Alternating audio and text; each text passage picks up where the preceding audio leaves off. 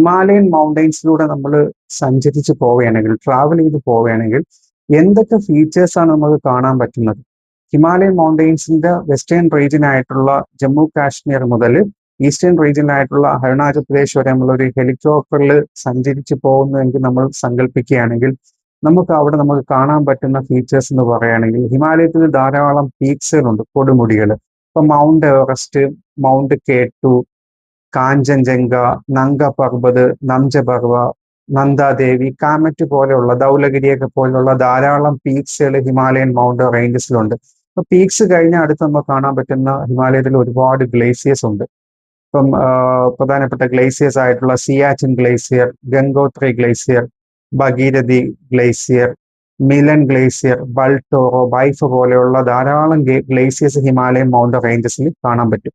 പിന്നെ നമുക്ക് ഹിമാലയൻ മൗണ്ടൻസിൽ കാണാൻ പറ്റുന്ന ധാരാളം വാലീസ് ഉണ്ട്, താഴ്വരകളുണ്ട് ഹിമാലയൻ മൗണ്ട് റേഞ്ചസിൽ. ഇപ്പൊ Yumthang valley, Kangra valley, Dharma valley ഒക്കെ പോലെയുള്ള ധാരാളം താഴ്വരകൾ ഹിമാലയൻ മൗണ്ട് റേഞ്ചസിലുണ്ട്. അത് കഴിഞ്ഞ് അടുത്ത് നമുക്ക് കാണാൻ പറ്റുന്ന ഫീച്ചേഴ്സ് എന്ന് പറയുമ്പോൾ ധാരാളം ലേക്സുകൾ ഹിമാലയൻ മൗണ്ടൻസിലുണ്ട്. ഇപ്പൊ ഊളർ ലേക്ക്, പോങ്സോ ലേക്ക്, ദാൽ ലേക്ക്, നൈനിറ്റാൽ, ഭീംടാൽ, ലോക്ടാക് ലേക്ക് പോലെയുള്ള ലേക്സുകൾ ഹിമാലയൻ മൗണ്ടൻസിൽ നമുക്ക് കാണാൻ പറ്റും.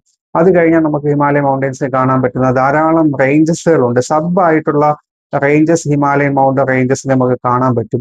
അത് കാരക്കോറം റേഞ്ച്, സസ്ക range, Ladakh range, Kailash range, Mahabharat range പോലുള്ള റേഞ്ചുകൾ ഹിമാലയൻ മൗണ്ടൻസിൽ നമുക്ക് കാണാൻ പറ്റും. അത് കഴിഞ്ഞാൽ അടുത്ത പ്രധാനപ്പെട്ട ഫീച്ചേഴ്സ് നമുക്ക് ഹിമാലയൻ മൗണ്ടൻസിൽ കാണാൻ പറ്റുന്ന ധാരാളം പാസസുകളുണ്ട്.